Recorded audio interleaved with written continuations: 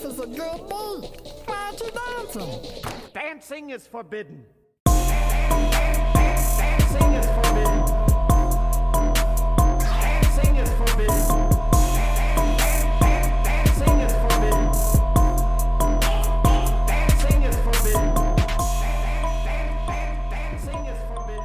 Yoo-hoo, running crew, welcome to Dancing is Forbidden, an Aqua Teen Hunger Force exploration. I am Ronnie, and on this podcast, I am watching through and talking about every Aqua Teen episode, one episode at a time. And the episode we are watching through and talking about this week is Season 3, Episode 8, Moon Master.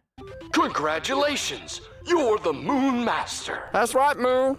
You best check yourself. First you wreck yourself. Moon Master premiering September 19th, 2004, and there's actually 3 titles on this episode. The original title when it aired was Moon Master, and that's what I'm sticking with because it's the shortest title. Otherwise, on the DVD when this box set came out at the end of 2005, it was called Mooninites 4, The Final Mooning. Same way as the Remooned episode was titled Mooninites 3, Remooned.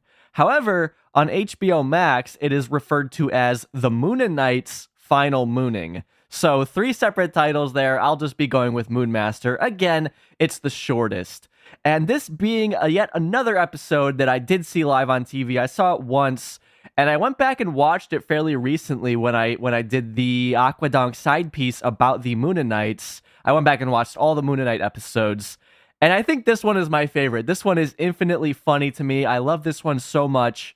And this is being a rare Mooninite episode where the Mooninites are in it and they kind of drive the plot, but they're not in it as much as the other ones. They're not really as in your face as other Mooninite episodes. The Mooninites show up, they basically set the tone of what the episode will be about, and then they kind of dip in and out. They're not there the entire time. So I'm excited to jump in and kind of see how they're used that way. They're using them in a new way here. I already told you up front I love it, but we'll see how it goes frame by frame, scene by scene, like we always do. But before we can do that, we got some other stuff to talk about. First up, our Aqua Teen news. This week, I don't got anything for you. There are no new developments regarding the upcoming 5 episodes. To my knowledge, off the top of my head, I think they're probably done recording them all at this point, but I don't know where the animation process is at or anything like that. And if you'll remember, Matt Malero's film, Postocalypse, should be coming out for free this month, although I don't know, because when I talked to Matt in December, he said it might be in April, but we still haven't heard anything yet, so who knows when that will be. But again, I'll let you know. And Postocalypse is coming out for free on Tubi, so there's no reason not to watch it when it comes out. But again, no new news regarding that. As always, I will let you know here whenever I know anything regarding any Aqua Teen stuff. If we don't hear about Postocalypse by the end of the month, I'll reach out to Matt and ask him. How about that? As for our podcast news, our community news this week, we have a correction thanks to CN100EG over on Twitter. I will put a link to this tweet in the show notes, but they reached out to me with a very interesting visual error in RoboSitter that I did not catch, and they say that they haven't seen this mentioned anywhere else. And it's a really crazy error. Basically, when Frylock and Shake are at Slurp-a-Lunch the second time in the episode, this is after Shake presents like the shredded Slurpable uniform to Frylock. Frylock kind of floats past Shake, and then towards the very end of the shot, Frylock's uniform just instantly disappears at the end of the frame. So very good catch here. I think this is fascinating that, yeah, I did not catch this whatsoever. So again, link to this in the show notes. I suggest you check out the screenshots provided. Thank you, CN100EG, for this epic find. Moving on, straight from Japan, our boy Ian. He's still on the hentai search. I cannot believe it, but I really do appreciate it. Of course, the forbidden Aqua Teen Hunger Force hentai. Some say it's a myth, some say it's a legend. In my heart of hearts, I believe. Ian, what do you got for us? Hey, Ronnie, Ian here. Let me get you up to speed on this here hentai hunt. So my friend was a little skeptical, but they gave me a few people to reach out to. I sent out some feelers over this week, but until today, I had nothing. I was honestly ready to write the whole thing off and forget about it. Then I got a call from a number I didn't recognize on the train home today. I couldn't answer, but they left a message. I'll just play it for you now.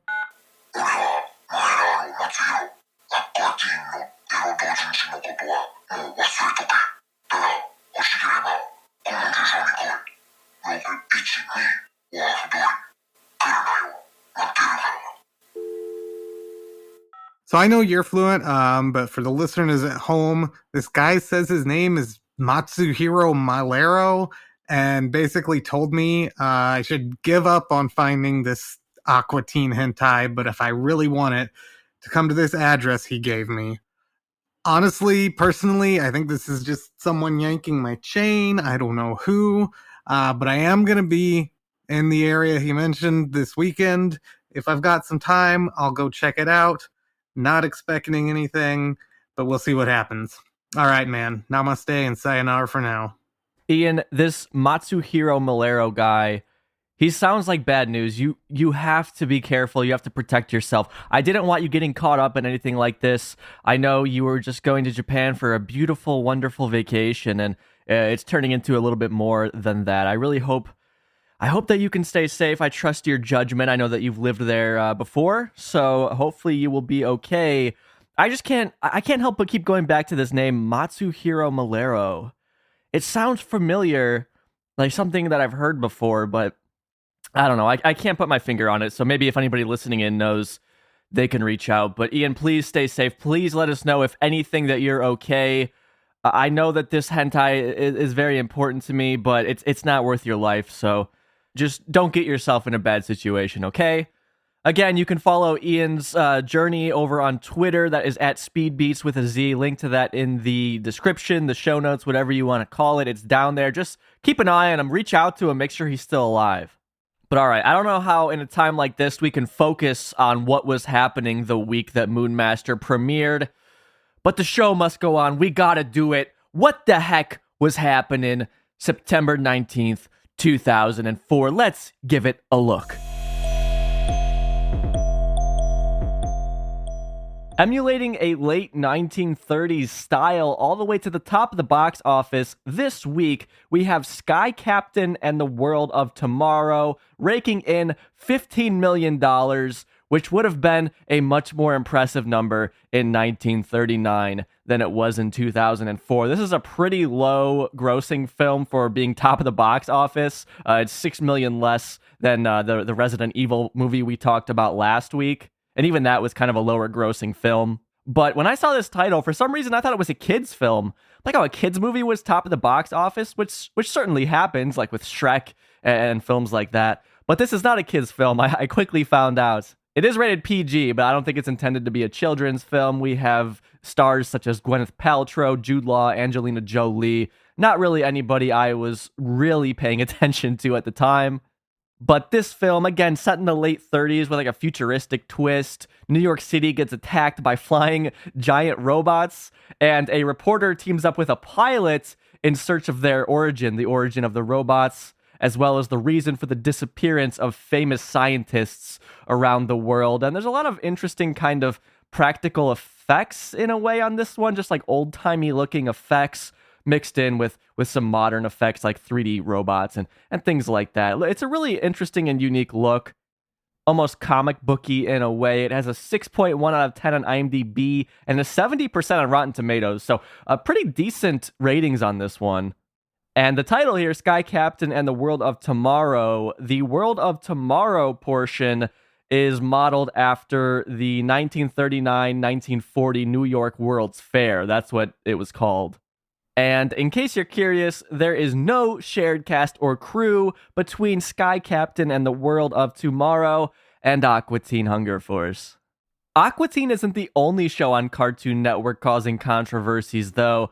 The day previous, on September 18th of 2004, there's a Powerpuff Girls episode airing in Canada that never quite makes it to the United States. This episode was banned in most countries because of its religious themes, and this episode is called See Me, Feel Me, Know Me. And I'm not sure that this one is on HBO Max. I couldn't find it, but I didn't spend forever looking for it. It looks like you can watch it on YouTube, but it eventually did come to the US in 2009 via the Powerpuff Girls Complete box set. But the gist of this episode is the Powerpuff Girls, they are defeated in battle against all the villains of Townsville. There's just too many of them. These little girls, they can only do so much. So they get defeated, and then it starts to rain, and there's a raindrop that hits the ground, a flower blooms, and on that petal is a gnome. And the gnome basically makes an arrangement with the Powerpuff Girls saying, if you give up your powers, all of the villains will go away. And eventually the Powerpuff Girls are like, okay, we'll do that. That's worth it. And they do it. All the villains do go away. Nomi basically absorbs the Powerpuff Girls' powers and kicks their asses to the curb. And the people of Townsville are so excited that they essentially form a cult around this Nomi character. He becomes like a god in the episode. And to finish up the plot here, long story short, Nomi, the power goes to his head. He becomes evil. And because of that, he breaks the contract because he agreed to get rid of evil. Well, he became evil. So the Powerpuff Girls get their powers back and they basically take care of him. And he realizes that he's a bad guy. But yeah, that episode was banned because of the religious contexts in the episode, this whole cult utopian society that is built around Nomi. And I don't know if it ever did end up airing, at least in the United States, but it sounds like a decent episode. Again, you can watch it on YouTube or if you buy that box set, but I don't know that it's on HBO Max. So moving on here to our music, no new music this week. It's all the same as it was last week. Our top album is Live Like You Were Dying by Cowboy Tim McGraw. This time only selling over 200,000 copies this week, which, I mean, I say only, that's an insane number. Our top single is still Goodies by Sierra. And then our top alternative single is Breaking the Habit by Linkin Park.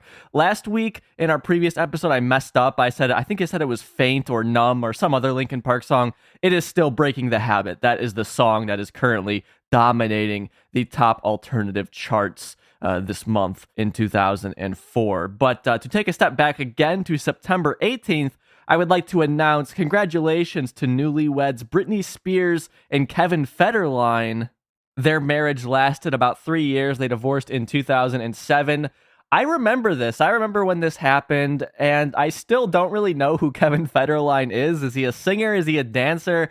I don't know, and I don't care any more than I did back then, so we'll leave it there. But congratulations to those two. And before we head to our video games this week, I just want to shout out the album Funeral by Arcade Fire. That comes out on the 14th, so 5 days before Moonmaster premieres. I'm not a huge Arcade Fire guy, but they got some good songs. So moving into our video games this week, and let me tell you, we have a very juicy game to talk about here. We have The Sims 2 coming out on September 14th, 2004, and The Sims is one of those kind of coveted games I always had growing up. I'm sure you're familiar with it, but if you're not, The Sims, it's a simulation game where you build a family and then you build their house, and you can make them go to work, you can make them fall in love, you can make them die if you put them in a pool and then take the ladder out and then they swim to death, or you can make them cook a lot and then they burn the house down and you block all the doors. All sorts of possibilities here. You get to play God, and we would play this at my cousin's house, and a few different sets of my cousins had this game, but we never did. But and when I say we, I mean my sister and I, not like I'm referring to myself as we. My sister and I would go to their houses and play this game, and I always wanted it. I never had it until I was an adult, but I've played a lot of Sims 2. I mean, it's The Sims. What more could you say about it? One time I streamed it. This was one of my most popular streams ever because I was playing with my wife, and we had some friends on a call, and I was making all of our friends, and I was trying to make them all woohoo each other, if you know what I'm saying. And I just arbitrarily streamed it to YouTube, and there was a bunch of people, random people who I didn't know watching, getting very invested in the characters and their love triangles, their love stories. So The Sims, great series of games. I kind of want to boot up and play now.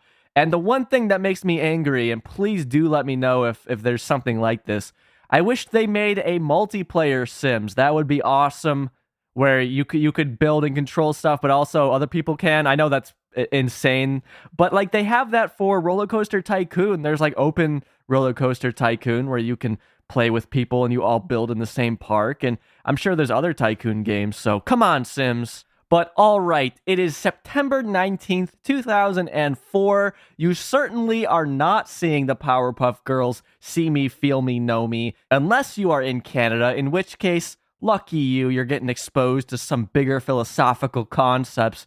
Good on you. Music this week is boring. You heard it all before, but you're very excited about Britney Spears' wedding. And none of this even matters because you've just been grinding in The Sims 2. You've been woohooing everybody nonstop. Your sim and your fingers are raw at this point from all this woohooing you've been doing. You gotta take a break. You gotta rest your clicker finger because you've been playing too much Sims. You gotta watch some TV while you ice your finger. What is coming on Adult Swim tonight? I am here to tell you. It's the same lineup we've been getting, but let's run through it anyways. At 11 p.m., we have Family Guy, Damn It, Janet. At 11:30 p.m., we get Harvey Birdman, Attorney at Law with Deado Mutt Part 2. 11:45 p.m., we get C-Lab 2021 with I, Robot, Really. Credited on this one as a writer, we have MC Chris, although, as you will know, MC Chris is no longer working on Aqua Teen at this point, but, he was a PA for the second season, and he voices MCP Pants. So after that, we get this episode of Aqua Teen Hunger Force at midnight, once again being our only new episode this night. After that, 12:15, it's The Brack Show with Shadows of Heat. This episode actually starring Dave Willis as the character George Martinez doing his voice. My name is George Martinez. I have an appointment with your father. Do you know how to get on the internet? Do I? Do I? Do you? No. Then we are more alike than we care to admit. For I too long to surf the information superhighway. Hey, Bubba, when you gonna get off me? 10 minutes, something like that. In that laughter, you can really hear a lot of Carl in that little chuckle that Dave does. But I guess also on this episode, we have MC Chris writing here as well. So MC Chris, again, these are not new episodes, but he's getting his work out there. After that, at 12:30 a.m., we get the Venture Bros with Ice Station Impossible. We have Stephen Colbert showing up in that episode playing Professor Impossible, who, of course, Stephen Colbert is a mainstay of Harvey Birdman, Attorney at Law. That's what I love about these shows, man, is you have all these similar actors just going between all of them. It gives it this unified feel, and there's really nothing else like it that I could think of unless you're watching maybe Fox with Seth MacFarlane's 8 shows that he's on all of them. But moving on from that, and again, that Venture Bros episode, though, Ice Station Impossible, was brand new the night before. Why they are airing that on Saturday and not Sunday, or rather premiering it on Saturday and not Sunday, I do not know, but that's what they're doing. At 1 a.m., we get the Oblongs with Flush, Sweet Helga. And at 1:30 a.m., we get Home Movies with Yoko. So that is our lineup this night, the same lineup we've been getting. I think we're ready to jump in and talk about Moon Master. Check it out. Check it out, y'all. Check it out.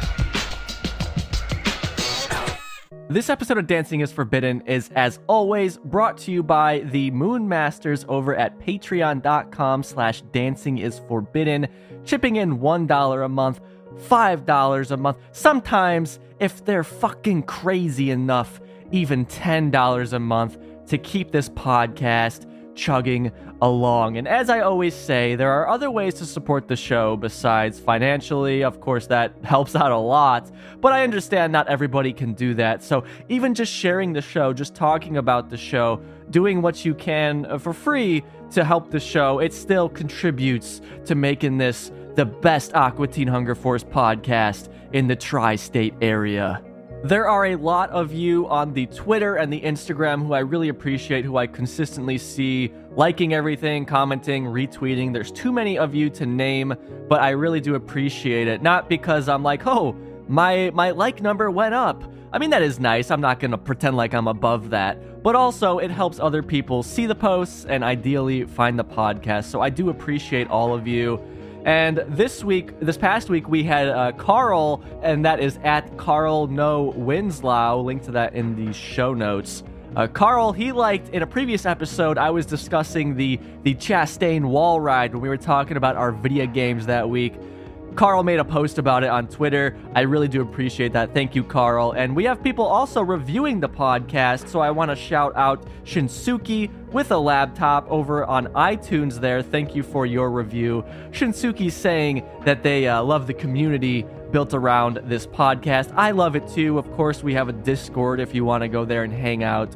Link to that in the show notes. And on Podcast Addict, the app that I use, Rosemary left a review. Thank you so much, Rosemary. And I assume that's the same Rosemary who is also a Moonmaster, but Rosemary left a glowing review. I almost started crying when I read it. Coming up next, Aqua Teen Hunger Force. Moonmaster premiering September 19th, 2004 with a TV 14 rating, which, besides the fact that going forward we are basically always going to be at a TV 14 minimum because of the direction Aqua Teen goes in, that is very par for the course for the Mooninites. I mean, if you will recall, the very first TV 14 rating was on Mayhem of the Mooninites. Anytime they've really shown up, it's been a TV 14, except for the episode Supercomputer. They have a little cameo at the end. That episode is rated PG. But yeah, this one, a 14 rated episode, no surprise there. And I do want to say, this is the 50th episode of Aqua Teen Hunger Force. So we are well over a third of the way done with the show, which is very just crazy to think about that we've done so many deep dives already, but sad to see. It's like, dang, man, before we know it, we'll be halfway done, and then after that, it'll be all over. Unless, of course, we got 5 more episodes coming, so hopefully there's more than that on the way afterwards. Being a Mooninite episode, I mean, this doesn't inherently mean that, but in this case it does. There are no new voice actors here. It's the same cast that we've always gotten. And there is something that I really dropped the ball on when I covered Remooned that I need to discuss here right now before I forget again. And that is, in Remooned, I was saying, oh yes, we will get into why there were no Season 2 episodes of Aqua Teen that were built around the Mooninites like we got in Season 1 and here in Season 3. And the reason for that, it's not complicated. It's because during Season 2, they were working on Space Kataz. So it makes sense that they wouldn't want to go and make dedicated episodes to the Mooninites when they were basically getting their own spin-off show. Now, breaking that concept is, of course, we did get Universal Remonster with the Plutonians. So not really sure why that is. But at the same time, we did get Mooninites here and there throughout Season 2. So, you know this. They weren't completely devoid in Season 2. They weren't gone completely, but the reason I understand why Matt and Dave specifically didn't want to write more of these characters that they themselves would be voicing when the idea was that they were already going to be getting their own spin-off show. So that is why very, starkly there were no standout Mooninite episodes, while in Season 1 and Season 3, they got 2 episodes dedicated to the characters. So this, being our 4th dedicated Mooninites episode, and, there are more coming. For example, Moonawana, we get Space Caduce. Mooninites aren't going away, don't worry. And I would not be surprised whatsoever to see them show up in these 5 new Aqua Teen episodes that will be coming. I should say here, editing on this episode, we have one editor, and that is Phil Sampson.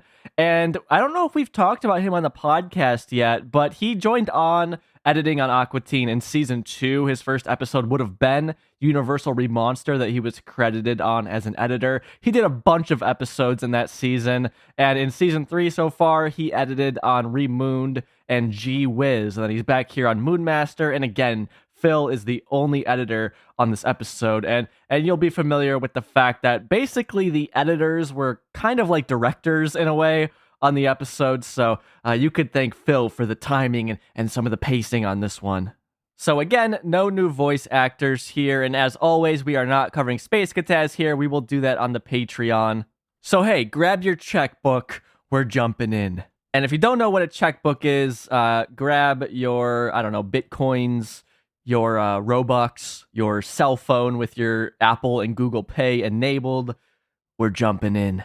So opening the episode, we have Shake asleep on the green chair. That's the first shot we see. And then we pull out and we see that Meatwad is looking for his gaming system, which of course is modeled after an Atari 2600. He's looking all over. We have the controllers by the TV, but the system is nowhere to be found. So he's going to wake up Shake, asking Shake if he knows where the system is. Luckily, Shake does know where the system is, and in fact, he was upgrading it for Meatwad by shoving a bunch of cookies and sweet treats inside of it, which of course attracts ants. So Shake is going to go into the hallway. He's going to come back with the gaming system and give it to Meatwad, and again, it's just covered in desserts and ants. Hey, yeah, you. Where is my high-powered video game console? I will kick some ass if I do not find I it. told myself I wasn't going to, but you've been very good this week, so I upgraded it with these special chips. Them chocolate chips. Yeah, and them's ants. It's a new game called Ant Madness. Only this time, the game is real. Can you handle it? Deliciously. How's it work? What's the object? How many bosses must I face? It is a race against time and terror to save the world, starring Eric Stoltz. Oh, yeah, I play this all the time. Play again. Hurry, man, before there's still time. Just roll around in there? Yeah, just piss them off real good. Hurry, man, before there's still time. And at the end of that scene, Frylock kind of floated in, and he is angrily looking at Shake. Of course, we'll come back to that, but back to the clip that we just listened to, there's a really funny visual moment where when Shake is still on the chair, Meatwad literally kind of like tips the whole chair up looking underneath it with Shake on it. So we usually don't see Meatwad being particularly strong, but that's just an ability he seems to have in this episode of just effortlessly lifting up the chair with Shake sitting in it. I mean, even without Shake in the chair, I feel like that'd probably be pretty hard for Meatwad to do. Otherwise, visually, not a whole lot there, but we do see the system covered in ants and desserts. We see like a chocolate chip cookie, some chocolate bars with peanuts in them, it looks like. We see what looks like an almond joy, and then I think a wrapper for something. It kind of looks like watermelon if you just look at it based on the colors, but I think it's supposed to be a wrapper. But yeah, again, that thing is just covered in little specks that are supposed to be ants. Shake makes a reference that Ant Madness is a race against time and terror starring Eric Stoltz. And I looked up that specific phrase and I found the 1995 film The Prophecy, which does star Eric Stoltz alongside Christopher Walken. And that exact phrasing is in the film's promotional material. So here on Amazon, it says, "Together they raced against time and terror to save the world as we know it." That is on IMDb as well. But again, it's on Amazon, which I think is more set in stone. And I think really suggests that was the tagline for The Prophecy, and then Matt and Dave just used it here. As far as Eric Stoltz goes, obviously he was in The Prophecy, the film that that tagline is from, but he was also in Pulp Fiction as Lance. He was in Mask as Rocky Dennis, you know, the film where Cher has an ugly son, and The Butterfly Effect, which we talked a little bit about on this podcast. So back to our scene, Meatwad is very excited that Shake has upgraded his system. He added this new ant capability. So Meatwad's going to roll around in the ants, and then we'll see he just has ants all over him. And again, like I said at the beginning of this little segment, Frylock came into the room, so he's watching this happen. He's not happy about it. He's going to say something to Shake, but Shake is going to copy him and basically jinx him, which then Meatwad will be upset about because Meatwad will pull out $2 for Shake. I guess, you know, we see here that they are in some sort of bet against each other of if Shake can kind of jinx Frylock. What are you doing? Boom! Damn it! You Oh! are so predictable. Pay up, babe! Shoot. I am the master and the commander. I am the master and the commander. I really like Shake so far this episode. He's got a lot of great lines just off the bat. So Meatwad angrily says to Frylock, "You are so predictable." And I get flashbacks to the previous episode, Robo-Sitter, because in that one, when Frylock reveals the Robo-Sitter, and more specifically her name, Shake almost accuses him of the same thing. He's like, "Oh, could you be more original?" Things like that. So I wonder if they were kind of inspired by the previous script to call Frylock predictable again. I'm not really sure, but I really felt a strong parallel there between these two episodes. Meatwad is covered in ants, but they don't really do anything with it. They don't have him getting bit or anything like that. It's nothing like the fire ant episode of Space Ghost. It's like a funny visual gag, but they don't really play on it, which I think is good. This episode, it's got things to do, and Meatwad getting bit by ants isn't one of those things. So from there, we're going to cut into Frylock's room, where Frylock is cleaning out Meatwad's game system. Frylock here using what I assume is supposed to be compressed air to clean it out. He's just blowing all of the crumbs out of this thing.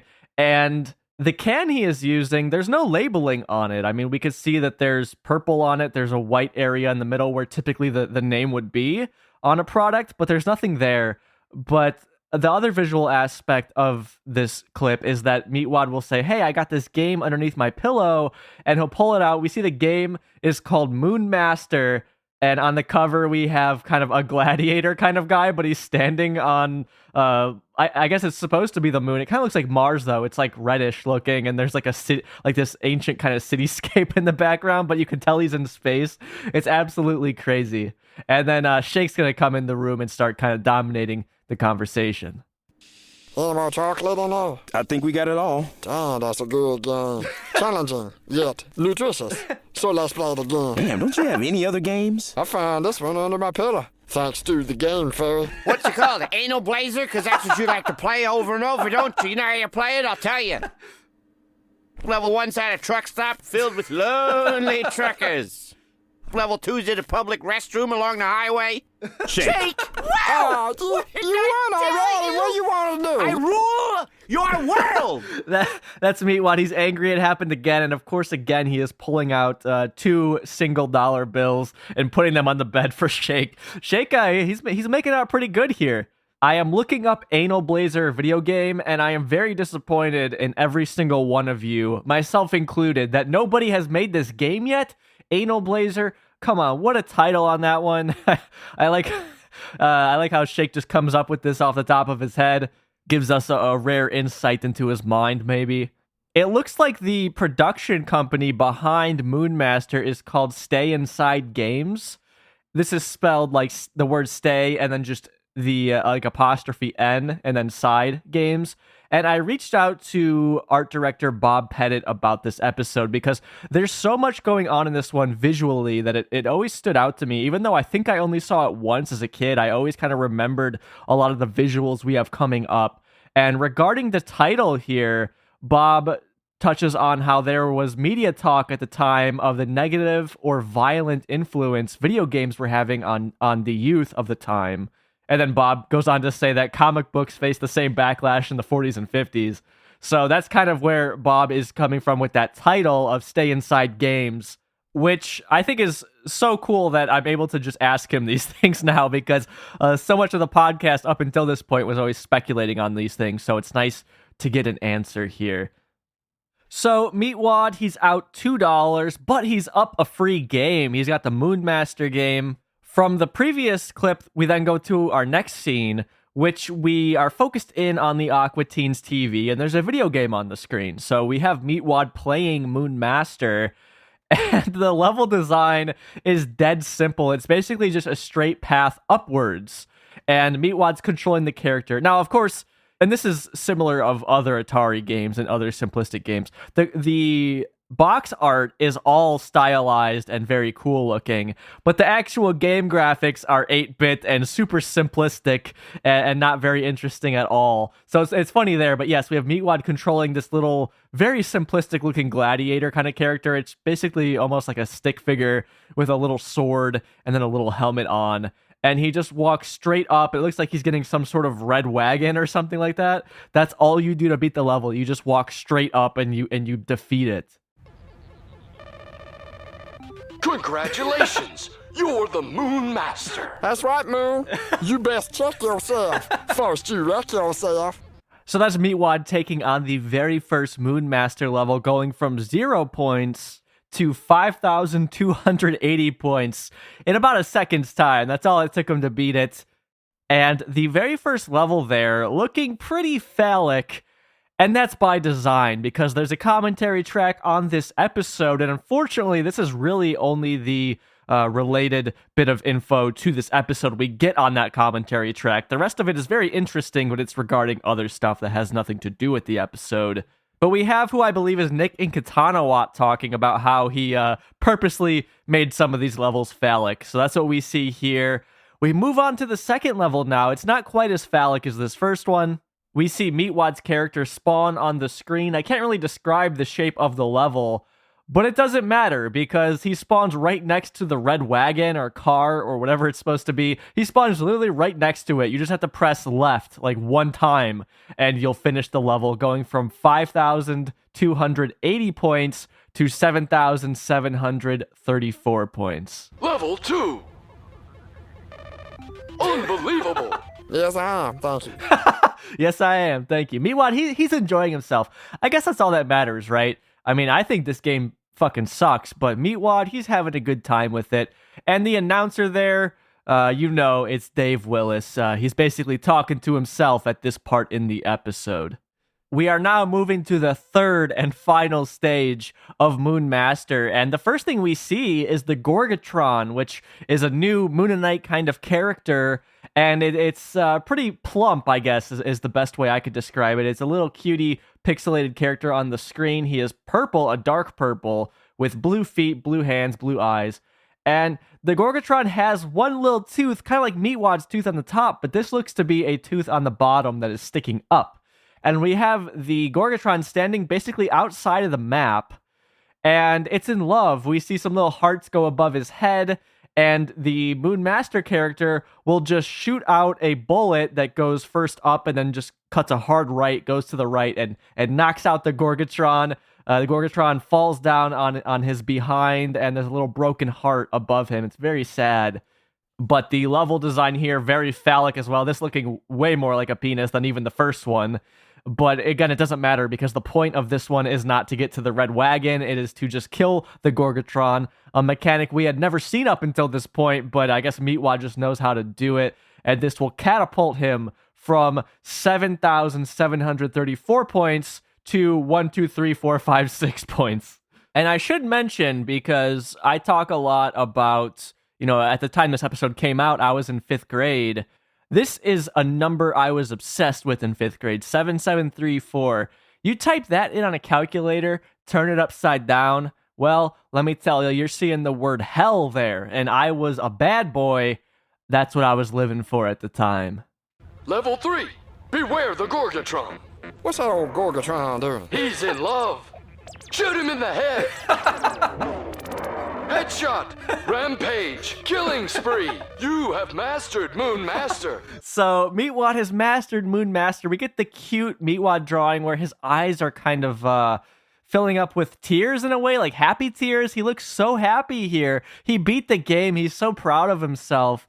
And we have the announcers saying, Headshot, Rampage, Killing Spree. And that is a reference to the game Unreal Tournament that came out in 1999, which is a first-person shooter game, one of the big first-person shooter games of the time. Unreal Tournament is still around. They are still, I think, making a new one that's kind of like an open beta. Maybe it came out at this point, I'm not sure. But the games aren't as popular as they used to be anymore, which is kind of crazy.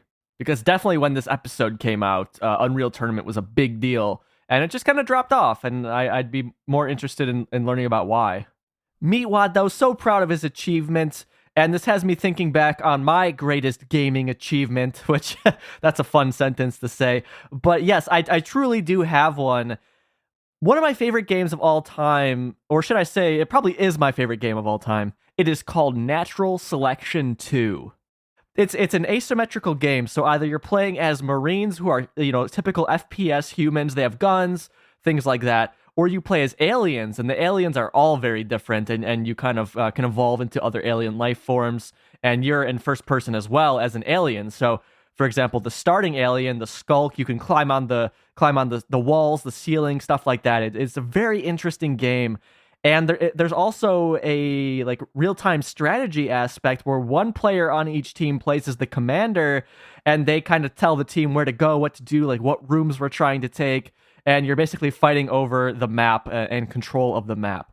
So that is one of my favorite games, and I entered into a rookie tournament for that game in 2017, and my two buddies, who were like my best friends since high school, they entered with me, so it was 3 of us, and then we had a couple random people we got matched up with, and the whole tournament, again, it was for rookies, so people who didn't play at highly competitive levels. But there were a lot of very good players playing. And so my friends and our team, we were just called Team 5. Other teams, like there was even a team with a coach who had like a name picked out. A lot of teams had names picked out. We didn't have a name. We were just Team 5. The very first match we played, it was like best of 3s, and we lost. But there was a losers bracket. So we went to the losers bracket, and we won every single game in the losers bracket, and we competed in the finals. So we lost the very first match, but we made it to the finals. We ended up losing, as you would expect, because the team that won was very, very good. Again, they had a coach and everything like that. But just to get that far was crazy, and I couldn't believe it, especially after losing the first one. And my friends and I weren't super great at the game, but we all pulled together with our new buddies and brought Team 5 to second place. So in that game now, next to my name, there's a little second place icon, which is very cool. So I know what Meatwad feels like here. That was definitely one of the highlights of playing video games ever in my life. It was so fun. But Meatwad, he's not going to get a little badge next to his name. He's actually going to get a visit from the Mooninites. You are the Moon Master. No, in way. Yes, way, for we are blessed to be in the presence of the Moon Master. But nobody makes it past level 3. Someone just did, bow down before him, for he is our Lord. That's right, kiss the floor. Now get up, you're sick of me. A million space pardons. Okay. So that was he was bowing down in front of Meatwad, kissing the floor. And I like when the Mooninites land, they don't just come in through the door or knock, they just jump through the furthest window on the front of the Aqua Teens house. So, of course, they vandalize the property. But they are here congratulating Meatwad. Nobody ever gets past the 3rd level. Instantly, you know that's bullshit because Meatwad did it no problem. So the Mooninites are going to explain why they put this game out into the world. And then we get a very interesting montage, just visually something we don't normally get from this show. To me, it's very reminiscent for the King of the Hill fans out there. There's a very early episode of that show where Hank is having a bad dream or something, and it's just of a completely different style than we normally got from that show. And that's the same thing here, because we will see Meatwad's game system with the Moonmaster cartridge in it. We'll see that floating through space. We will then see Ignignoked floating through space because he's telling the story. It's basically like he's standing there panning across the screen while there's space behind him. And then same thing with Meatwad. We'll see Meatwad kind of reacting to this story while he is going through space. So visually, it's very distinct from anything we've ever seen on the show. But ultimately, we will see the Gorgatron on the moon. Behind him, it is covered in flames. Of course, you know, it's our classic Space Ghost Hansen flame. So again, Ignignoked is explaining why they put this game out into the world. We get this cool visual montage. Let's give it a listen. We have distributed this game to seek out and find gifted warriors to aid us in our real-life struggle against the real-life Gorgatron. He's real. And he hates us. And he hates us. So we saw the Gorgatron again on the moon, and he looked very similar to how he looked in the video game, except he looked very angry here. In the video game, he was in love. He was happy. He was smiling with hearts above his head, but that wasn't the case here. There's an interesting visual component that I noticed that I don't think you would notice unless you're going through it frame by frame. But what I noticed is that because we are seeing the Gorgatron on the moon, from there we fade back to Meatwad in the house. And during that fade back, initially Meatwad is super pixelated, but then once the fade is over, he pops back to being just like a normal fidelity. Similar to if you've ever been watching a streaming service and then your internet kind of gets a little bad, it gets pixely, and then it might come back to being crystal clear again. That's similar to what it was like. I think just kind of being an example of the limitations at the time of the software they were using when they're trying to blend scenes like this, I guess. But moving on here, was explaining that the Gorgatron hates the Mooninites, Ignignoked and which, I mean, if he did, who could blame him? Because those, the Mooninites suck. they're assholes. But now is very, I mean, you'll hear it, but you'll see if you watch the episode, he is holding a piece of paper, reading off of this piece of paper, but there's a typo, and he likes it. The Gorgatron has destroyed our armies and villages and people and all of our pets, and he has laid waste to our craps. Crops is what I typed, But it says craps. I know, Craps is funnier. I've processed that humor. It should be craps, because craps is a funny word. Maybe we'll go with that. Anyway, the needs of the many outweigh the needs of the one.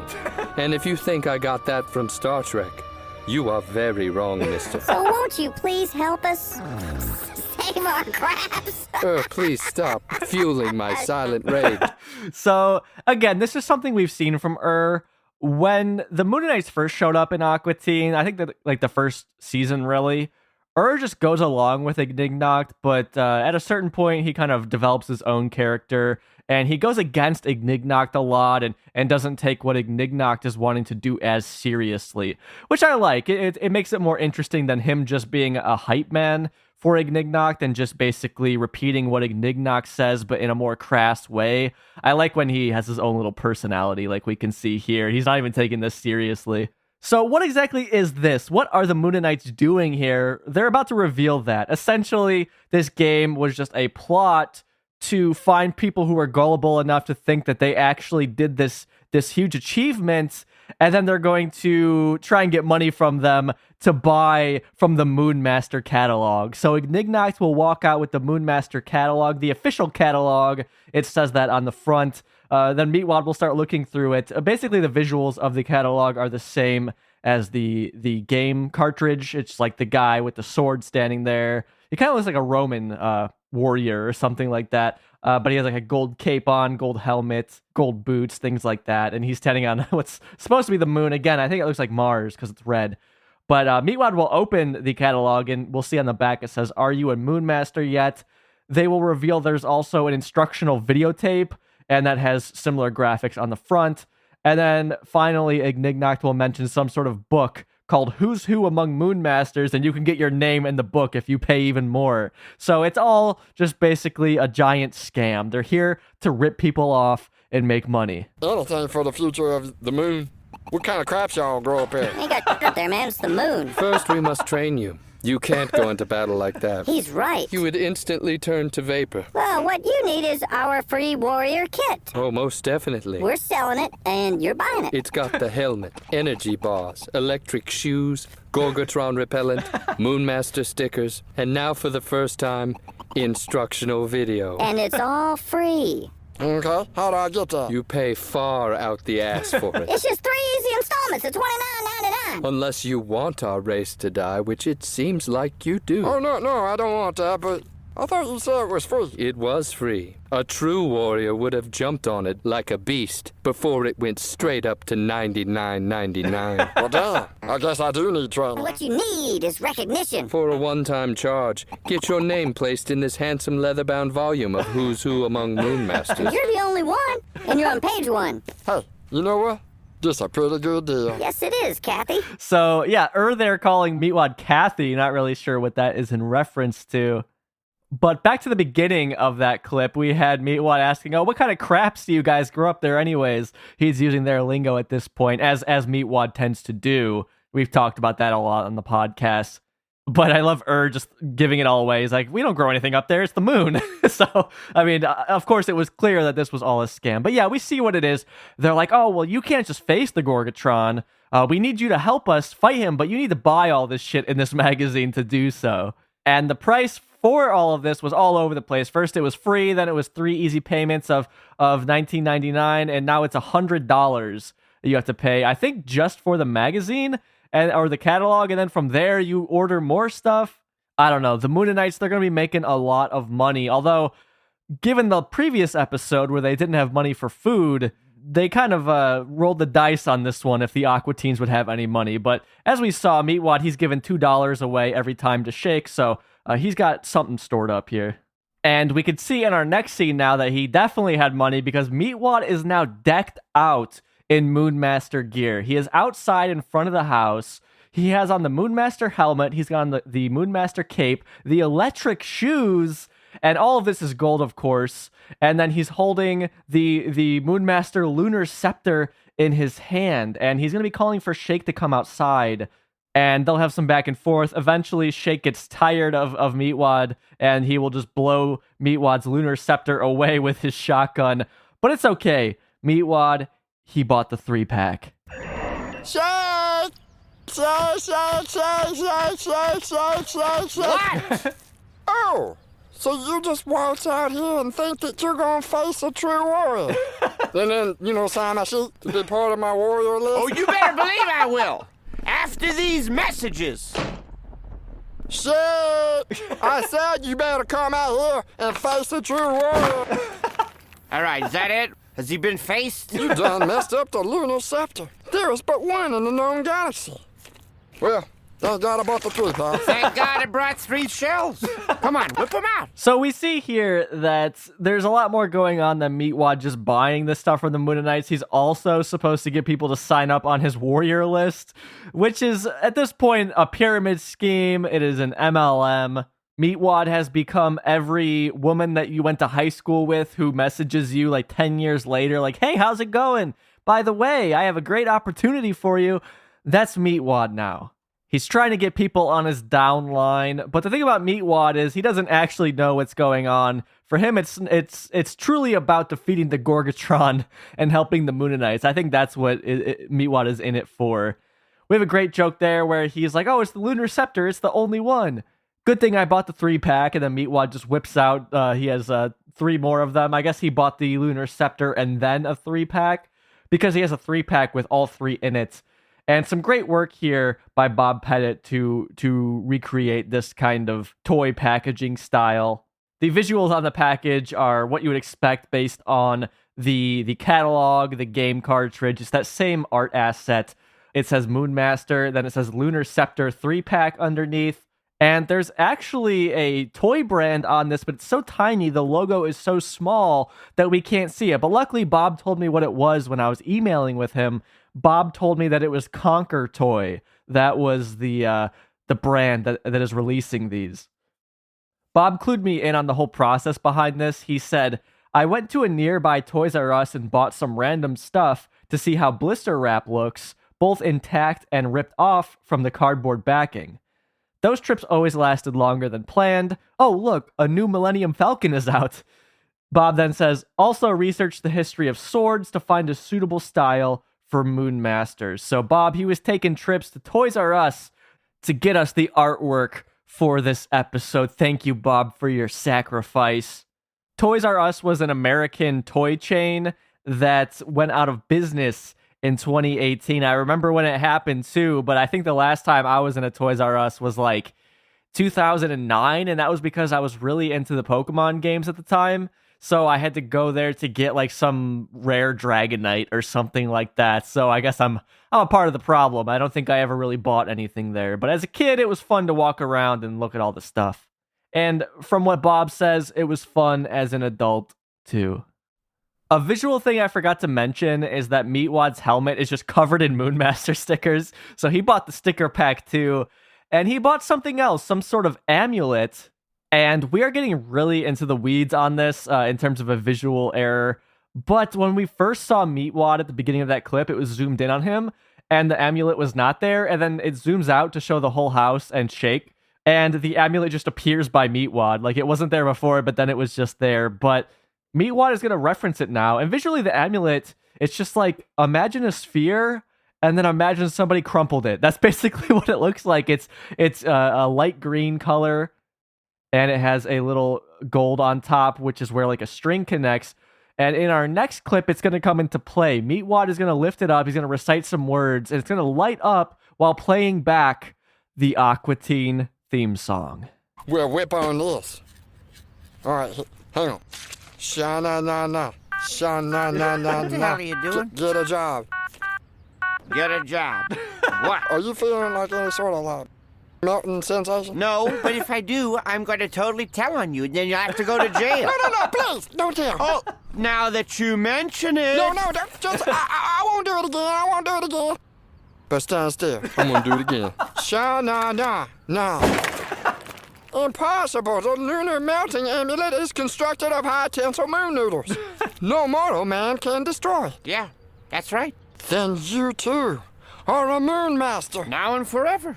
What else you got in this catalog I can blow away? Oh, you got the catalog. That's wonderful. I've been meaning to set up an appointment with you. The fleece is nice, but I don't like the zipper. First, you must pass that which is unpassable. Okay, so a lot going on here. First of all, the lunar melting amulet. That was an incredibly meta moment of this show that we really don't get. I can't remember a ton of other meta moments. I'm sure that there have been some, but playing the actual show's theme song in this way was very surprising because, again, the show doesn't do that kind of stuff. So we're getting a lot of different aspects in this episode than what we've normally gotten. And to bring it back to this being a Mooninite episode, we also don't typically get Mooninite episodes without the Mooninites this much. I mean, we're getting these long kind of Shake Meatwad scenes. This just touching on what I mentioned earlier, and that the Mooninites are involved, but they just kind of set the episode in motion. And of course, they'll show back up, but it's not just about them and their relationship with the Aqua Teens. They kind of plant this seed that we see disrupt the Aqua Teens. So it's turning the Mooninite dynamic on its head a little bit. Back to the lunar melting amulet. First, I have to give you a little visual error. There's a shot where it zooms in on Meatwad holding up the amulet, and you can see like a stray kind of set of pixels outside of Meatwad's arm. But to the amulet itself, I reached out to Bob, asking him kind of like, what was this supposed to be? Because I don't really understand the reference here. Not just in terms of it being an amulet, but the look of it too. I just didn't understand. And Bob, to summarize what he said, first of all, he mentioned how it's likely a reference to a sci-fi movie that Matt Malero likes. So that's where that's coming from. Bob couldn't recall the film, but it's possible. If you do, let me know that this is like an obvious ripoff of something that isn't coming to me right now. But getting into the material of the amulet, Bob had this to say. The greenish material was based on 1930s radio lamps I was researching at the time. As the family was gathered around the radio, lights down, listening to a mystery theater program, before television, the radio was the living room center of attention, and before that, the fireplace or the hearth, they could look at these small glowing lamps almost as a fireplace of old, imagery accompanying the sound. There's an interesting essay out there on the role of the fireplace in housing architecture, how it changed locations within the household as it ceded importance to the radio and TV, eventually ending up in the basement rec room in the 1950s and 60s mid-century modern houses. So there's a history lesson for you from Bob. He actually sent me some photos that he referenced at the time for this amulet. So I'll post these on the Twitter and on the Instagram. Keep an eye out for those if you want to see what Bob was drawing on when he was literally drawing this amulet. Because again, to me, it's so visually distinct, but I'm like, what is this supposed to be? But Bob sent me one photo that I'm like, oh, I could see where he was inspired to draw this.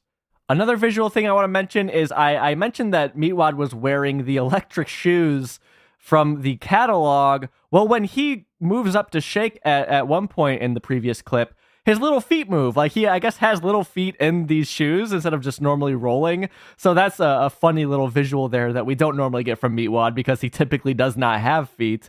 And then lastly, in that clip, Shake took the catalog out of Meatwad's hands and was looking at it. And then that's when Meatwad's like, oh, you have the catalog too. Meatwad was all excited about that. But then Shake will throw that in the air and then blast it with his shotgun, just like he did the amulet before it and the lunar scepter before that. So Meatwad is going to give Shake the test that nobody can pass except for Meatwad. He's the only one in the world who passed it. Well, surprise, surprise. We cut right to the end of that experiment. Shake, he passes it too, and the Mooninites come into the room. Congratulations! You're the Moon Master! In your face! Unbelievable. No way! Beyond all comprehension. Nobody makes it past level 3. Wait, except I did. Remember me, guys? That's him. You remember him? Hey, guys. Oh, yes. How surprisingly delightful. 2 Moon Masters in one house. What are the chances? I'm not surprised. Me neither. I'm damn good. So remember, Meatwad, he is dressed up in the Moon Master swag. He is proudly displaying it, and the Mooninites are like, oh, nobody's done this before. They seem pretty rehearsed in this. First of all, I'm impressed that they're able to come down instantly after somebody beats the game. I wonder how that technology works. But they kind of are committed to this bit at this point of doing this. I have to wonder if they have done this to other people. And of course, we will see, spoiler later, that there's one other character in the show who they pulled this on. But what about people outside of the show? I wonder if they've pulled this on any other people. And this is some free prompting for you. If anybody here is in the fan fiction community, I think that you could easily write pieces about other characters being invaded by the Mooninites here after beating this shitty game. And back to the video game element, because I think this is really the last time we're going to get the video game element in this episode. It's kind of cool this season that we've had a big kind of shift towards video games. We've seen them a lot throughout the episodes. I mean, Video Ouija was based on it. This episode is basically based on it. We had Shake in Robo-Sitter playing a video game, which, by the way, in that episode, I didn't describe what he was doing, but you couldn't really see. You just kind of saw shapes on the screen, but it didn't stand out to me as anything. And I was watching some old MTV with my friends, and we were watching it on YouTube, and it had the commercials in it. We were watching Date My Mom, for anybody wondering, that gem of a show. And there were a lot of video game commercials. And I don't know, I guess I don't really see commercials anymore. But at work in the break room, the TV is usually on. And I feel like I don't see video game commercials there, even when I have Adult Swim on at work. So at the time, video game commercials were very prevalent, and maybe this is Matt and Dave writing about video games sincerely, or they were maybe trying to appeal to their audience a little bit more. That'd be a good question to ask those guys. But all right, I'm not the only one wanting to ask questions. Shake is going to ask a question. He's going to ask how this whole thing works now, since he is one of the chosen ones. He is a Moon Master. How does the process begin? So how's this work? We got nationals? See, you also the savior of the race, like me, okay? So you gotta buy all the stuff in this catalog. Then I get points. Then so do they get points. And you get points too, but so they can get that Gorgatron kill. And somehow, someone gets a Ferrari. Yeah, I get the Ferrari. I'm the Moon Master. Speaking of the trash-ass television that I just can't stop watching, one of the shows that I like is Sister Wives, and I've talked about that in a previous episode, like a community jiggle or something. I said I started watching it then. Well, guess what? I'm all caught up now, eagerly awaiting the new season. And basically all of the Sister Wives on that show, they run like MLMs outside of the show. That's how they make a lot of their money. And I love Little People, Big World. A lot of, not the original people on the show, not the actual family, but their wives who married from other families. They are doing MLM things on Instagram, and it's so funny to see all this shit. And also people that I've known in my life who have tried to do MLMs with like weight loss, who just suddenly start posting out of nowhere, hey, I've been losing lots of weight with this drink. Like, they're writing in a style they've never written in before. It's so glaringly obvious. And so many people get sucked into this because it's like, yeah, you'll get points and I'll get points and you can win a Ferrari and this and that. And it's all just a huge scam. Only the people at the top make out well. Everyone else basically loses money on it. And it's just very sad. It's very predatory. Do not get caught up in an MLM. If it's the last thing that you do, don't be like Shake and Meatwad.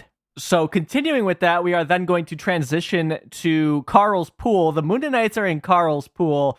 And we have Meatwad and Shake in front of the pool. And this time, Shake, he is decked out in Moonmaster swag as well. He's got on the helmet. He's got on the cape. He's got the amulet around his neck. He even has like a little cod piece with an M on it.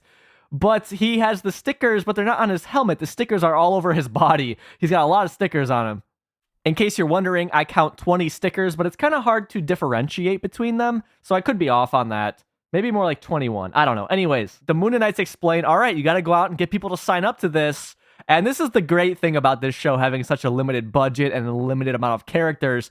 Because, of course, Frylock's going to float up. He's not going to be pleased that the Mooninites are hanging around with Shake and Meatwad. And because he's the only other character there, he's going to get swarmed by Shake and Meatwad to sign up to also be a Moon Master. Now what? Go out and find 50 others that are rich enough to take pleasure in this facade. Yo, sign my thing. Well, you already signed mine. Go out and do my bidding. I don't know 50 people. Can I help someone? Hey, buddy, how's it going? Come over here first. I want to show you some literature. Show us how you sign your name. I know you know how to do it. You bring your pen with you? Nobody's talking to you. Let the adults speak. I'll get your Moon Master pen. How's that grab? I want you to take a look at this Gorgatron repellent. Go over it at your own pace, no pressure. But I do need you to sign it right now. So I love that initially Meatwad and Shake are looking at each other like, hey, sign my thing. There's something I forgot to mention about this episode. that is also different than what we usually get, and that is the transitions we are getting between scenes. Typically, we'll just cut to the next scene. We're actually getting kind of like slide effects between scenes and sweeps and things like that we don't normally get. And I wonder if they're kind of drawing on Star Wars in a way. I'm sure there's other sci-fi movies that do that too, but I know Star Wars definitely has those kinds of transitions, episode 4 at least, off the top of my head. And they're doing it here, and it feels very out of place. Maybe not really in a bad way. I'm not knocking it. It's just very different than what we normally get from the show. Because again, typically it just cuts right to the next scene as opposed to having a swiping effect like you're making a PowerPoint or something in middle school. As you would expect here, Frylock is not buying this. He knows something's up. He's not dumb enough to fall for this, so he's going to kind of ask the Mooninites more about this Moonmaster program. So buying all this stuff is going to help you kill this Gorgatron thing. How? Just tell me that. Well, wouldn't your ass like to know? That is why he asked. I know, shut up. I am in control of this conversation. Well, I'm waiting. So a short clip there, but I really like this. Really exemplifies what I was talking about with earlier, because if this were an earlier Mooninite episode, then Ignignok would say, well, wouldn't you like to know? And then would just chime in like, yeah, I bet your ass would like to know that, or something like that. But here, now that they've developed these characters a little bit more, we have Ignignok. He's even speaking a little bit more sassy. He's like, well, wouldn't your ass like to know?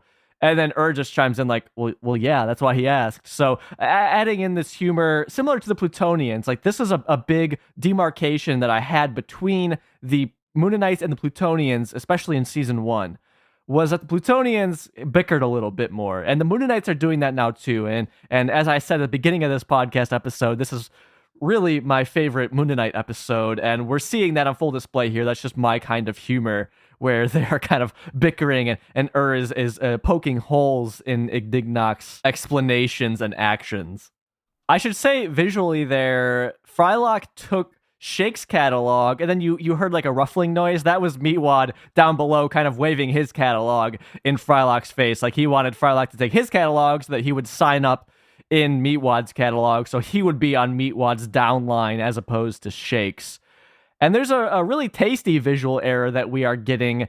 We're basically getting a very pulled back shot because they're trying to get Shake, the Mooninites, Meatwad, and Frylock all in the frame here. And to do that, they have to show more than the background allows them to. So if you're watching this, look at the left side of the screen around this part, and you'll see it's all kind of glitchy towards the left side. I think that somebody did a very quick copy and paste job. They just kind of copied and pasted the background over itself to fill out that space, but they didn't have, a new drawing for it. They didn't have beyond the house of what they have at a certain extent. So they just copied and pasted it, and you could look, and it looks very wonky in the distance. Jumping back in, though, Frylock was saying, all right, well, I'm waiting. He wants this explanation from the Mooninites, and now Meatwad's going to follow up on that, basically just trying to get him to sign his catalog, and then Shake will chime in trying to get Frylock to sign his catalog and sign up through him. Well, I'm waiting. Well, while you wait, take a look at some of our weaponry for spring. No, that stuff falls apart in your hands. Just because the temperature rises Counterfeit. doesn't mean you can't still be prepared. Now, I love the battle axes on page 9. They got a Goodness, great the new grip, pimp. they got a good weight in your In hand, and you warrior can get shorts. 2 of those in the Defender Am I pack, right? which for my money Please, Bob. is the best deal. Shake, will you get that out of my face? They are literally just shoving their catalogs in Frylock's face. I love seeing these guys try and be salesmen. They are failing spectacularly at it. And I love the visual discrepancy between Meatwad's catalog and Shake's. As we've discussed on the show, whenever Shake has any props, they're usually bigger than the other characters because he is a large character. So Shake's catalog is much bigger than Meatwad's, and when they're kind of like holding them next to each other at certain points, and you can see that Shake's is much bigger than Meatwad's. It's very funny, but that's what they have to do to get it to look reasonable when Shake is holding it, because otherwise everything would just be mini for him. Moving on to our next clip, it's really more of the same we've been getting, and I'm not saying that in a complaining way because I love this. It's so funny to me. But the Mooninites, they're going to try and sweeten the pot to get Frylock to sign up. Alert him to the fact that we will throw in a wacky wall walker. His choice of 5 colors. If that's what it takes for the dog to bite. Just give me an example of your signature. Shake. What? He has a friend that made over $2 million doing this. out of the house. That is very extremely true. That old boy didn't even have to get dressed. Look here, there's a naked picture of him. Oh man, I thought we cut that out. We did. The guy didn't have to get dressed even to make $2 million. And that's a selling point of a lot of this stuff.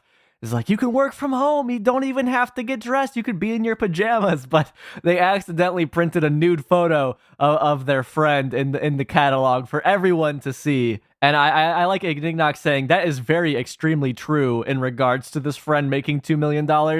And you figure he's going to say that is an extreme case. Like, oh, you can make $2 million, asterisk. But he's like, that is extremely true. You know, you will easily make $2 million in the nude, and we'll even print you in our catalog. But surprisingly, this was a mistake. So the Mooninites are going to take off, and they're going to run away to fix this. They're running to their printer to get this mistake fixed. But before we go to our next clip, I want to shout out that when Shake was talking, because again, he has the stickers all over his body, he has some on his face, and he's kind of expressively talking with his face, and we really can see that the sticker is not moving on his face. And you'll get that in Aqua Teen when something is on a character and the character is moving, that item will remain stationary, and it's pretty glaring, but it really adds to the charm of the show. As you know, anytime I point out these errors, it's not to criticize the show. It's really out of reverence, and I love the mistakes in the show. I would be mad if the show didn't have mistakes. It makes it so much more fun to watch, so much more fun to talk about, and it shows us that something can be great but not be perfect, which I think is a very important lesson, that they didn't sweat the small stuff. It doesn't matter that the stickers aren't moving realistically with Shake's animation. It's fine. Moving on, the Mooninites are going to swim out of the pool, and they're going to go around front to their spaceship, which is parked in the Aqua Teens driveway. Frylock is going to follow them and point out a pretty glaring inconsistency in their story. If you will excuse us, we have a meeting with our printer on the moon. Well, why would you want to go up there? I mean, that's where this Gorgatron is, right? Well, I know that. I said that, but it's his nap time now. Because he sleeps during the day. But at night he feeds. And it's always night on the moon. Don't f with me, So there is again pointing out, it's always night on the moon. So what you're saying doesn't even make sense, Ignignok. But yeah, obviously, we know this is bullshit. Frylock knew this was bullshit, and he's just making it more clear with the Mooninites need to go back to the moon. Apparently there's printers on the moon, by the way, because they seem sincere in that aspect of having to get this fixed in the catalog. So that expands a little bit more of our moon lore, that there are printers up there. This is printed locally on the moon. We're going to have another Moonmaster show up, and this time it's Carl. That's right, they're bringing Carl in towards the end of the episode here. He is wearing the Moonmaster helmet. He's got on the cape. He's got the sword, he's got the codpiece, and he also has the electric shoes. But you might notice here, Carl, he did not buy into the stickers. He did not get any Moonmaster stickers. Oh, he also has the amulet around his neck. Carl is basically walking up to Frylock to try and sell him stuff from the magazine. And then he'll see Meatwad and Shake also decked out in Moonmaster gear. Meatwad's waving to Carl, so Carl will realize what's going on. And then they're all going to kind of race over to Frylock to try and get him to sign up. Hello, lady or gentleman of the house. My name is insert name, and I am the one and only Moonmaster, savior of, Oh, man. They already talked to you, didn't they? Damn it! Who? Well, he ain't looking. Would you sign this? No, you don't. Sign mine. I'm the one. I need points. I'm still a cadet here. Please, Moonmasters, silence. Yeah, shut up. So, poor Carl, he's still a cadet here, and he needs somebody to sign up. A very fun visual thing on the helmets. The helmets are supposed to say Moonmaster on them, but a lot of the time throughout this episode, it's reversed. So instead of having Bob basically do two angles of the helmet, of course you know that they're just having him do one angle and then they flip it, they mirror it when a character is looking the opposite way like they do with everything else on this show.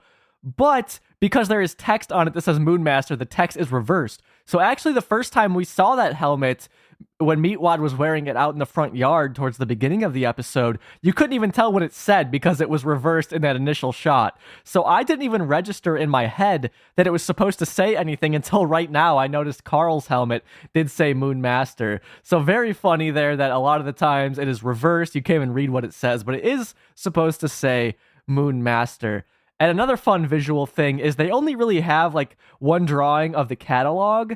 So if you look at the way that Carl is holding this catalog when he's reading the script, it's at a very strange angle. It's not the angle he would really be holding this at, but they only had it drawn at this angle. So, hey, that's the angle it's gotta be.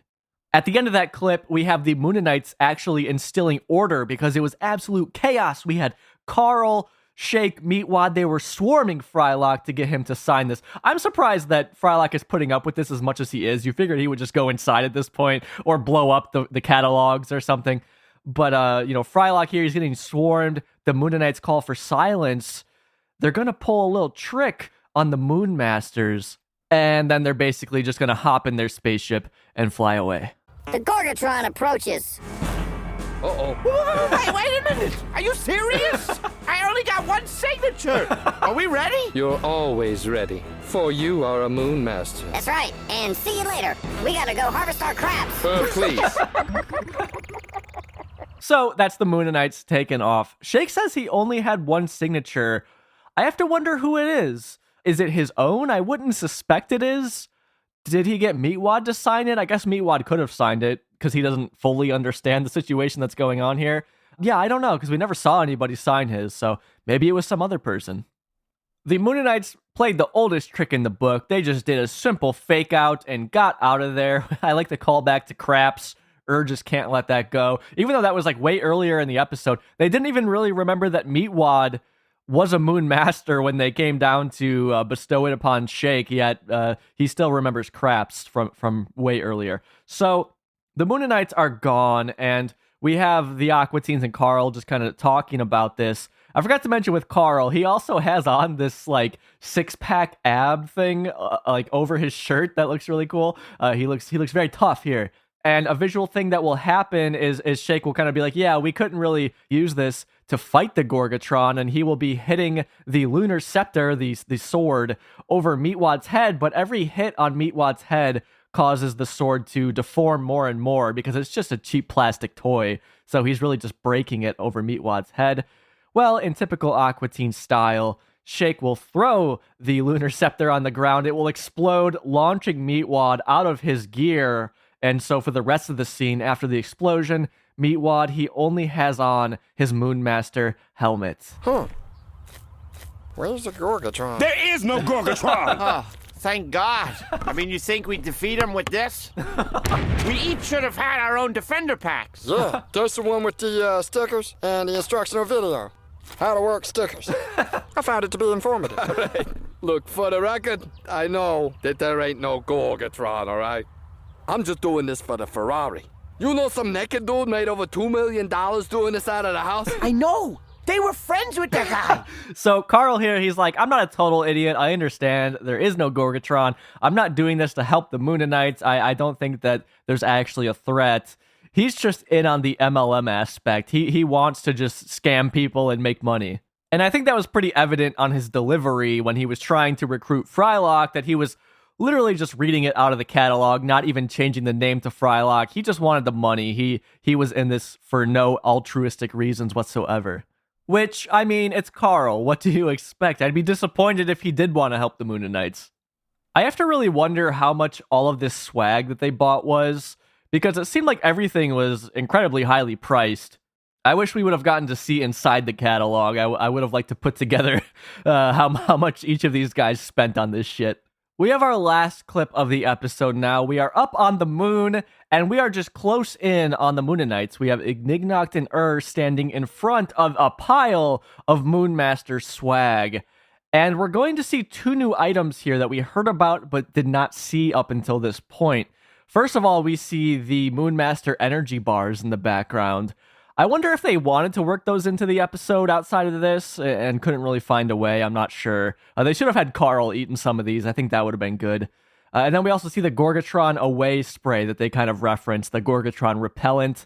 And that is a purple can with a Gorgatron on the front. That's really it. It's pretty nondescript. And the energy bar is the same kind of art asset we've seen on all of these products. It just says energy bar on it. So we have the Mooninites there, and then we pull back and we see the Gorgatron is on the moon. So it is like a real creature. Will go to spray it, and then the Gorgatron will step on Tell him, with your parallelogram mouth. See, what you need is the official keychain. So you gotta upgrade to the Stargate pack. You mustn't face the Gorgatron with your keys all willy-nilly. He's right. Oh, shit. You're the Gorgatron? Yes, I told you this was a mistake that you were making. I tell you what, Gorgatron. I'll throw in the keychain. How you like that? You like that, fatty? You are a fatty! He said no, with his foot. With his foot. That got cut off. I couldn't quite hear the T that Ignignok said because it cuts right into the theme song. But yes, that is Moonmaster, although there are a couple things about that clip I want to discuss. First of all, Ignignok saying, like, tell him with your parallelogram mouth. I was like, is that a quote from a song? That sounds so fucking artsy to be in an Aqua Teen episode, but anytime I Googled it, I would just get references to the show, so I don't know if they were calling on something, but I feel like I really heard that in a song somewhere, so if you know, please let me know, because it's driving me crazy. References the official keychain, but to get that, you have to upgrade to the Stargate pack. And, we've had Stargate jokes before, the Fargate and Universal Remonster. So fun to see Matt put in a reference there to something. I don't know if he's a Stargate fan per se, but something he is aware of at least. And then we get a visual error in this scene. They have to pull so far back to show the Gorgatron that if you look above the stars on the screen, like at the very top, it's just black. Like the stars just cut off, because typically, the Mooninites are small characters. They can zoom in. They really just zoom in on them when they're on the moon. But because the Gorgatron is a giant monster, they have to really pull back. And again, we're just seeing the edge of their backgrounds here, and they have to fill it in with something. So they just filled it in with black. All right, that is Moonmaster, aka Mooninites 4, the final mooning, aka the Mooninites final mooning, depending on where you're watching. Before I give you my thoughts on this one, what can we learn from this episode? I try and be thoughtful with these. I don't know if it works or not, but this one is, I can't ignore it. Don't get involved in an MLM, a pyramid scheme, unless... Now, there's an aside to this. Unless you're like a huge popular influencer, then I think it could work as long as you don't mind fucking ruining people financially who can't afford it. If you're okay with exploiting people financially like that, then have fun with it. You'll be fine. But if you're not in that position, and also if you have morals, do not get involved in a pyramid scheme / MLM. You probably will lose money. So, on to my thoughts here. I already said it. I can't hide it. I can't fucking joke around with it. I love this episode. It's so funny. It's my favorite Mooninites episode.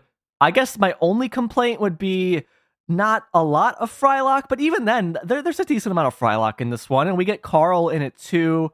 I hit a lot in this podcast episode about how Moonmaster is different than the other Mooninite episodes, and it's because of that I really respond to this one positively. I very much enjoy this one. And now again, that's not to say I dislike any of the other Mooninite episodes, because I love them too, but this one is my absolute favorite because we get just these great Meatwad and Shake moments. I love seeing them interact with Frylock in terms of trying to get him to sign up to their MLM. Again, like I said, the Mooninites just put this one in motion. I love the idea of them getting swept up in this ridiculous pyramid scheme, but it's not all about them. They're not in your face the entire time. And when they do speak up, it's usually pretty funny. It's for a reason other than just to get screen time and dominate the conversation. I mean, Ignignok even says that in this episode. He's like, I'm in charge of the conversation, or I'm in control of the conversation, or whatever. That's what they try and do a lot. And this time, they don't do it so much, and I think it really works seeing them used as characters who are kind of hanging out with the Aqua Teens in a way, as opposed to just dictating the episode. But beyond that, of course, great jokes. This one is incredibly visually distinct, and it always has been for me. Again, I saw it once in like 2005, and then did not see it for a very long time, but I always had the visuals in my head of all of like the Moonmaster swag that they have, like the sword, the helmet. It's just a very visually distinct episode. It's fun in that way. We don't even get any new backgrounds, probably because the entire art budget for this episode was to pay Bob to do all this different kind of merchandise. But speaking of the backgrounds, I like that we went to Carl's pool and hung out there. We don't do that as much anymore, especially if you'll remember the beginning of the show when every episode ended that way. I like the video game aspect of this one. It's always a treat when we get these in-universe video games, as we talked about in Video Ouija. And a reminder that I covered the Aquadonk side piece on Moonmaster 9, Beware the Gorgatron. So I covered that Aquadonk side piece. But also in another episode, I interviewed Nick Gibbons, who acted in and edited on that short. And we talk all about like video games and things like that. So if you're interested in the video game aspect of this episode, then definitely check out that interview and that side piece. Those are on YouTube. Ultimately, love this episode. I could, I'm not going to sit here and regurgitate all the jokes that make it great. I'm just going to say I got to give this one 5 lunar scepters out of 5. That's right, a perfect score. I can't get me enough of Moon Master. Great episode, and I hope you liked it too. Thank you for hanging out with me, talking teens with me. If you want to let me know your thoughts about this episode, there are links in the show notes, the description. Also, if you're listening on Spotify, you can respond to the little question there about how you feel about Moonmaster, or respond to something I said in this podcast. Of course, gotta say thank you to the Moonmasters who support this podcast. I gotta say, it's a lot cheaper to support this podcast than it is to fight the Gorgatron. And unlike the Moonmaster business in this episode, the real-life Moonmasters supporting this podcast are actually making a difference, unlike trying to kill the Gorgatron, because nothing in that catalog was going to help with that. So, of course, shout out to our number 1 in the Hood G tier patrons, Sean, Ian, Captain Buford, Robinson, and Jason. Jason, happy belated Spirit Journey Formation anniversary. He posted about that on the Discord. You guys can practice signing your name in my Moonmaster catalog any day of the week. I'll see you all next week. Bye-bye.